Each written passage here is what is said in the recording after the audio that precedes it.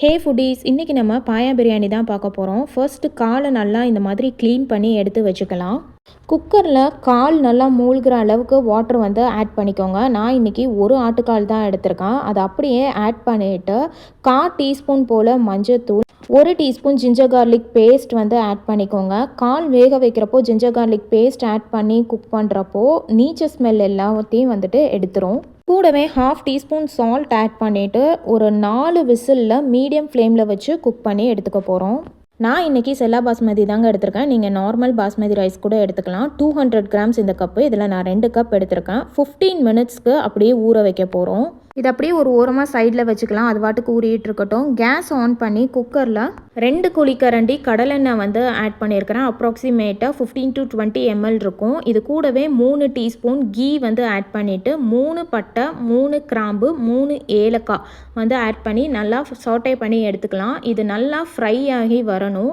நீங்கள் normal oil use பண்ணி பிரியாணி பண்ணுறதை விட ஒரே ஒரு டைம் இந்த மாதிரி கடலெண்ணெயில் ட்ரை பண்ணி பாருங்கள். அதோட ஃப்ளேவர் வந்து பிரியாணிக்கு ரொம்பவே நல்லாயிருக்கும். நான் மீடியம் சைஸ் உள்ள பல்லாரி வெங்காயம் 2 எடுத்திருக்கேன். அதை நல்லா தின் ஸ்லைஸாக கட் பண்ணி இது கூட ஆட் பண்ணிக்கிறேன். நல்லா ஒரு 5 மினிட்ஸ்க்கு மீடியம் ஃப்ளேமில் வச்சு சாட்டே பண்ணி எடுத்துக்க போகிறோம். வெங்காயம் வந்துட்டு நல்லா இந்த அளவுக்கு ப்ரௌனாக இருந்தால் மட்டும்தான் பிரியாணி வந்து டேஸ்ட் கொடுக்கும். இந்த ஸ்டேஜில் 2 மீடியம் சைஸ் தக்காளி வந்துட்டு நான் எடுத்திருக்கேன். அதையும் வந்துட்டு தின்னாக ஸ்லைஸ் பண்ணி இது கூட ஆட் பண்ணி நல்லா தக்காளி மசிகிற அளவுக்கு குக் பண்ணி எடுத்துக்கோங்க. இந்த ஸ்டேஜில் 2 பச்சை மிளகாய் வந்து ஆட் பண்ணிக்கிறேன். நீங்கள் உங்கள் காரத்துக்கு ஏற்ற மாதிரி ஆட் பண்ணிக்கோங்க. இது கூடவே நான் 20 கிராம் போல் பூண்டு, 30 கிராம் போல் இஞ்சி எடுத்திருக்கேன். அது கூடவே 1 டீஸ்பூன் போல் ரெட் கலர் சில்லி பவுடர் வந்து ஆட் பண்ணி நல்லா ஒரு ஸ்மூத் பேஸ்ட்டாக அரைச்சி எடுத்திருக்கேன். அதையும் இது கூட ஆட் பண்ணி நல்லா இதோட ரா ஸ்மெல் போகிற வரைக்கும் சாட்டே பண்ணி எடுத்துக்கலாம். இதை நீங்கள் எவ்வளோக்கு எவ்வளோ குக் பண்ணுறீங்களோ அந்த அளவுக்கு வந்துட்டு மசாலா வந்துட்டு ரொம்ப ஃப்ளேவர்ஃபுல்லாக இருக்கும். ஆயில் நல்லா பிரிஞ்சு வர வரைக்கும் அடி பிடிச்சிடாமல் கிளறி எடுத்துக்கலாம். இப்போ பாருங்கள், எண்ணெய் நல்லா பிரிஞ்சு வந்துருச்சு. மசாலா நல்லா இந்த அளவுக்கு குலைவாக வந்திருக்கணும். இந்த ஸ்டேஜில் ஒரு கை ஃபுல்லாக மல்லித்தலை, ஒரு கை ஃபுல்லாக புதினா வந்து ஆட் பண்ணிக்கோங்க. ரெண்டுமே ஈக்குவல் அமௌண்ட்டில் எடுத்துக்கோங்க. நல்லா இதை மிக்ஸ் பண்ணி விட்டுருக்கோங்க. மசாலாவில் வந்து இந்த ஃப்ளேவர் நல்லா இறங்கி வரணும். ஜஸ்ட் ஒரு 2 மினிட்ஸ்க்கு வந்துட்டு இதை சாட்டே பண்ணி விட்டுக்கிட்டே இருங்க. அப்போ தான் அடி பிடிக்காமல் இருக்கும். இந்த ஸ்டேஜில் 1/2 டீஸ்பூன் கல்லுப்பு வந்து ஆட் பண்ணிவிட்டு 1/2 எலுமிச்சம்பழத்தை ஸ்க்வீஸ் பண்ணி விட்டுக்கிறேன். ஏற்கனவே நம்ம உப்பு வந்து காலை வந்து வேக வைக்கிறப்ப ஆட் பண்ணியிருக்கோம். அதனால் உப்பு மட்டும் பார்த்து ஆட் பண்ணிக்கோங்க. லைட்டாக மிக்ஸ் பண்ணிவிட்டு 1/2 டீஸ்பூன் போல் வீட்டில் அரைச்ச பிரியாணி மசாலா ஆட் பண்ணிக்கிறேன். 1/2 டீஸ்பூன் கரம் மசாலா ஆட் பண்ணிவிட்டு 3 டீஸ்பூன் போல் நல்லா புளிச்ச தயிர் வந்து ஆட் பண்ணிக்கோங்க.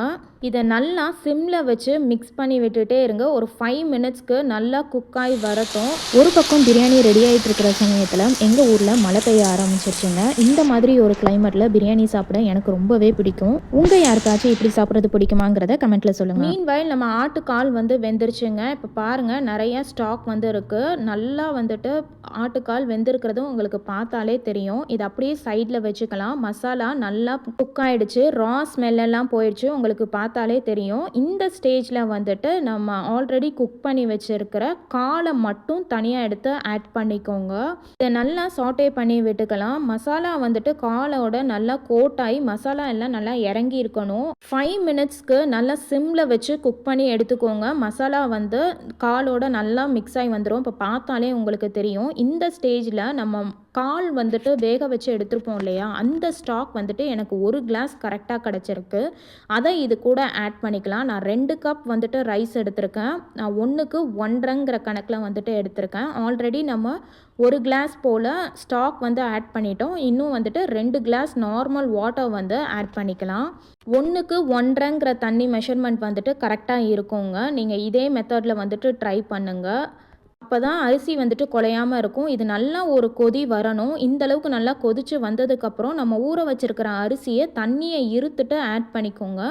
ஹை ஃப்ளேமில் அரிசியை ஆட் பண்ணதும் அரிசி வந்துட்டு உடஞ்சிராமல் லைட்டாக இந்த மாதிரி மிக்ஸ் பண்ணி விட்டுக்கோங்க.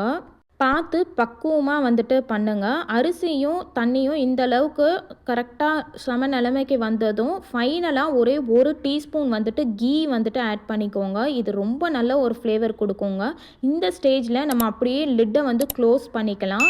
ஹை ஃப்ளேமில் 2 மினிட்ஸ் குக் பண்ணிக்கோங்க. அதுக்கப்புறம் மீடியம் ஃப்ளேமில் வச்சுட்டு ஒரே ஒரு விசில் வந்துட்டு வர வச்சு எடுத்துக்கோங்க.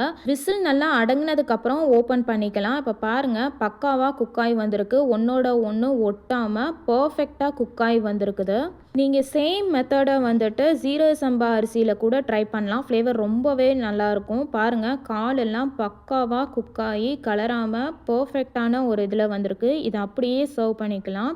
கண்டிப்பாக ஒரு முறையாச்சும் இந்த பிரியாணியை ட்ரை பண்ணுங்கள். அவ்வளோ டேஸ்டியாக இருக்கும். ட்ரை பண்ணி பார்த்துட்டு எப்படி இருக்குன்னு சொல்லுங்கள்.